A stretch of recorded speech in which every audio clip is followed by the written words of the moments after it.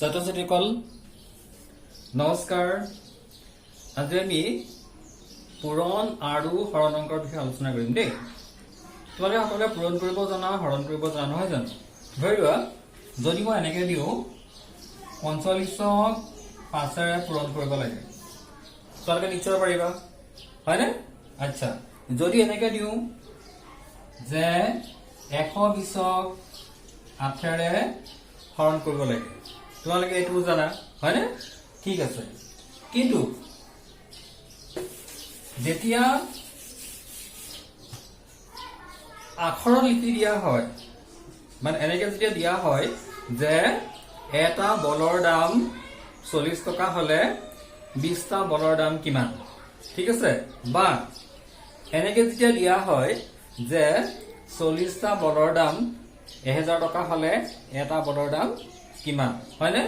তোমালোকৰ তেতিয়া কিছু অসুবিধা দেখা দিয়ে যে কোনটো পূৰণ কৰিব লাগিব আৰু কোনটো হৰণ কৰিব লাগিব, হয় নে নহয় বাৰু? ঠিক আছে, আজি আমি এই বিষয়ে আলোচনা কৰিম। ঠিক আছে, যে আমি কেতিয়া পূৰণ কৰিব লাগে আৰু কেতিয়া আমি হৰণ কৰিব লাগে। ঠিক আছে, বোৰ্ডত দুটা প্ৰশ্ন মই থৈছো তোমালোকৰ বাবে, তোমালোকে প্ৰশ্ন দুটা ভালকে চোৱা।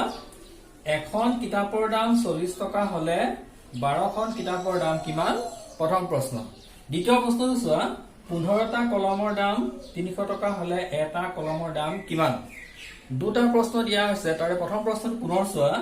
এখন কিতাপৰ দাম 40 টকা হলে ইয়াত এখন কিতাপৰ দাম দিয়া হৈছে 40 টকা আৰু আমি 12খন কিতাপৰ দাম উলিয়াব লাগে। আচ্ছা, এতিয়া কথাটো হল আমি 1 নম্বৰটো আৰু 2 নম্বৰ দুটা প্ৰশ্ন আমি পাইছো, কোনটো পূৰণ কৰিব লাগিব আৰু কোনটো হৰণ কৰিব লাগিব। ঠিক আছে, প্ৰথম কথা হল একৰ হিচাপৰ পৰা বহুতৰ হিচাপ যেতিয়া উলিয়াবলৈ কয়, যেতিয়া আমি একৰ হিচাপৰ পৰা বহুতৰ হিচাপ উলিয়াবলগীয়া হয় তেতিয়া আমি পূৰণ কৰিব লাগে। তোমালোকে এই কথাটো মনত ৰাখিবা, একৰ হিচাপৰ পৰা বহুতৰ হিচাপ মানে কি? যেতিয়া এটা বস্তুৰ দাম দি দিয়া হব, ঠিক আছে? যেতিয়া এটা বস্তুৰ দাম দিয়া হব আৰু তোমালোকক 10টা 20টা 30টা বা 40টা বা 1 ডজনৰ দাম তোমালোকক উলিয়াবলৈ কব, তেতিয়া আমি সদায় কি কৰিব লাগিব? পূৰণ। আৰু যেতিয়া বহুতৰ দাম দিয়া হব, মানে যদি এনেকে কোৱা হয় 2 নম্বৰ প্ৰশ্নটোৰ মতে যে 15টা কলমৰ দাম 300 টকা হলে এটা কলমৰ দাম কিমান? ইয়াত চোৱা 15টা কলমৰ দাম দিছে, তাৰমানে এই পিছৰ যিটো প্ৰশ্ন এইটো হৈছে বহুতৰ হিচাপৰ পৰা একৰ হিচাপ। বহুতৰ হিচাপৰ পৰা একৰ হিচাপ মানে কি? যেতিয়া 10টাৰ দাম দিব, 20টাৰ দাম দিব, 30টাৰ দাম দিব আৰু আমি এটাৰ দাম উলিয়াবলগীয়া হব, সেইটোক কোৱা হয় বহুতৰ হিচাপৰ পৰা একৰ হিচাপ। মনত ৰাখিবা, একৰ হিচাপৰ পৰা বহুতৰ হিচাপ উলিয়াবলগীয়া হলে সদায় পূৰণৰ কাম কৰিব লাগিব, পূৰণ কাৰ্য কৰিব লাগিব। আৰু বহুতৰ হিচাপৰ পৰা যেতিয়া একৰ হিচাপ উলিয়াবলগীয়া হব তেতিয়া আমি কি কৰিব লাগিব? হৰণ কাৰ্য কৰিব লাগিব, মানে ভাগ কৰিব লাগিব, হয় নহয়? এতিয়া চোৱা, প্ৰথম প্ৰশ্নটো ভালকে চোৱা।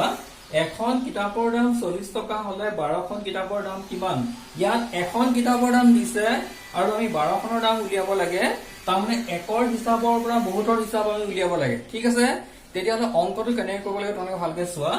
আমি 1 নম্বৰ প্ৰশ্নটো কৰিব লৈছো দেই। ইয়াত লিখিব লাগিব এখন কিতাপৰ দাম,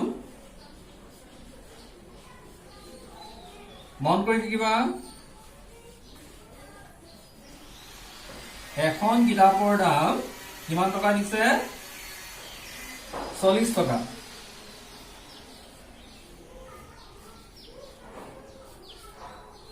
এতেকে 12খন কিতাপৰ দাম, 12খন কিতাপৰ দাম আমি 12ৰে 40 টকা কি কৰিব লাগিব? পূৰণ কৰিব লাগিব, হয়নে? কি কাৰণে পূৰণ কাৰ্য কৰিছো? এই প্ৰথম প্ৰশ্নটো হৈছে এখনৰ দাম দিয়া আছে, মানে এটাৰ দাম দিছে, 12খনৰ দাম উলিয়াব লাগে, মানে বহুতৰ দাম উলিয়াব লাগে। একৰ হিচাপৰ পৰা বহুতৰ হিচাপ উলিয়াব লাগে হলে আমি পূৰণ কাৰ্য কৰো। ঠিক আছে, আমি এটা পূৰণ কৰিম। পূৰণ কৰিলে ইয়াত কি হব? 2 শূন্য 0 2 4 গুণ 8 1 শূন্য 0 4 গুণ 4 0 8 4 480 টকা। ঠিক আছে, এই প্ৰথম প্ৰশ্নটো আমি কৰিলো, কি কৰিলো? পূৰণ কাৰ্যৰ যোগেদি উত্তৰ উলিয়ালো ন, যে এখন কিতাপৰ দাম 40 টকা হলে 12খনৰ দাম কিমান হব? 480 টকা। ঠিক আছে, মন কৰি থাকিবা। এতিয়া আমি কৰিম 2 নম্বৰ প্ৰশ্নটো 2 নম্বৰ প্ৰশ্নটো তোমালোকে ভালকে মন কৰা 15টা কলমৰ দাম 300 টকা হলে এটা কলমৰ দাম কিমান ইয়াত এটা দাম দিয়া নাই দিছে 15টাৰ দাম আৰু তোমালোকক মই কি কৈছিলো বহুতৰ হিচাপৰ পৰা একৰ হিচাপ যেতিয়া উলিয়াবলগীয়া হয় আমি তেতিয়া কি কৰিব লাগে হৰণ কৰিব লাগে ঠিক আছে ইয়াত 15টা কলমৰ দাম দিছে 300 টকা আমি এটাৰ কলমৰ দাম উলিয়াব লাগে মানে বহুতৰ হিচাপৰ পৰা একৰ হিচাপ উলিয়াবলৈ কৈছে তেতিয়াহ'লে আমি কি কৰিব লাগিব হৰণ কাৰ্য কৰিব লাগিব হয়নে চোৱা ইয়াত লিখিব লাগিব এনেকৈ 15টা কলমৰ দাম 300 টকা ঠিক আছে এটাকে এটা কলমৰ দাম উলিয়াবলৈ হলে 300 টকা হৰণ 15 আমি 15ৰে কি কৰিব লাগিব হৰণ কৰিব লাগিব হয়নে আমি এনেকৈ আচপাৰি ইয়াত হৰণ কাৰ্যটো দেখুৱাই দিম ঠিক আছে আমি 300 হৰণ কৰিলে কিমান হ'ব 2 গুণন কি হ'ব 30 শূন্য নামিলে চোৱা কিমান পালো 20 টকা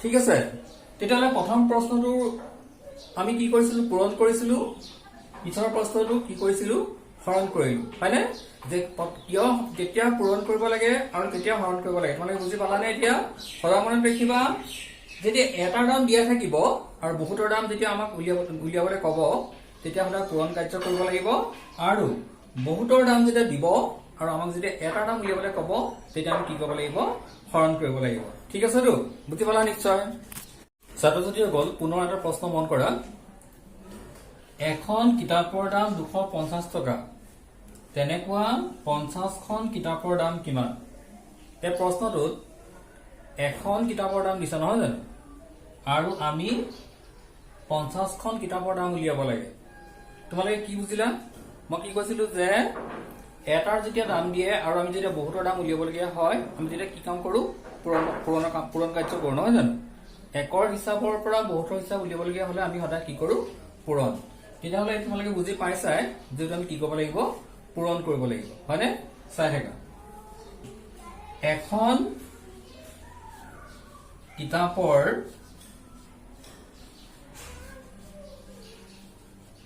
দাম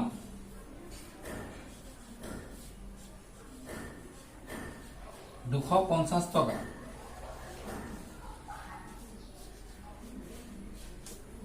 হয়নে এটাকে 50খন কিতাপৰ দাম আমি 50ৰে কি কৰিব লাগিব পূৰণ কৰিব লাগিব পূৰণ কৰিলে কিমান হ'ব শূন্য বহিলে 5 শূন্য শূন্য 5 5 25 5 উকলিলা 2 5 2 10 দহাই দুয়ে কি হ'ল 12,500 টকা উত্তৰ কিমান হ'ব 12,500 টকা ঠিক আছে এই পূৰণ কাৰ্যটো তোমালোকে কৰিব পাৰিবা মই জানো কিন্তু প্ৰশ্নটো বুজি পেলাই তোমালোকে কৰিব লাগিব যে আসলতে পূৰণ কৰিব লাগিব নে হৰণ কৰিব লাগিব হয়নে তোমালোকে বুজি পাইছা বুট কৰক অকমান ছাত্ৰ-ছাত্ৰীসকল পুনৰ আন্তৰ প্ৰশ্ন মন কৰা তোমালোকে 20টা কলমৰ দাম 840 টকা হলে এটা কলমৰ দাম কিমান ইয়াত এটা 20টাৰ দাম দিয়া আছে আমি এটাৰ দাম উলিয়াব লাগে আৰু মই কি কৈছিলো তোমালোকক বহুতৰ হিচাপৰ পৰা একৰ হিচাপ উলিয়াবলগীয়া হলে আমি সদায় কি কৰো হৰণ কৰো ঠিক আছে তাৰমানে আমি এই অংকটো কি কৰিব লাগিব হৰণ কৰিব লাগিব হয় নহয় তোমালোকে ভালকে চাই থাকা 20টা কলমৰ দাম 840 টকা ঠিক আছে মন কৰিবা এটাকে এটা কলমৰ দাম আমি 840 টকা হৰণ কৰিব লাগিব কিহেৰে 20ৰে হয়নে আৰু 20ৰে আমি কিয় হৰণ কৰিবলৈ যাম কাৰণ 20টা কলমৰ দাম 840 টকা ঠিক আছে এটা আমি হৰণ কৰিম তোমালোকে এটা কথা মন কৰিবা পূৰণ কাৰ্য কৰোতে তোমালোকে যেনেকে ইয়াত পূৰণটো দেখুৱাই দিয়া হৰণ কাৰ্য কৰোতে কাষত কিন্তু হৰণ কাৰ্য তোমালোকে কি কৰিব লাগিব দেখুৱাই দিব লাগিব দেই এই কথাটো সদায় মন ৰাখিবা আমি এটা কাষত হৰণ কাৰ্যটো কৰি পেলাই দেখুৱাই দিম তোমালোকে মন কৰিবা 840 20 4 বাৰ 4 বিছং কি হ'ব 80 4 নামিলে 0 2 বিছং কি হ'ব 40 কিমান পালো আমি 42 টকা হয়নে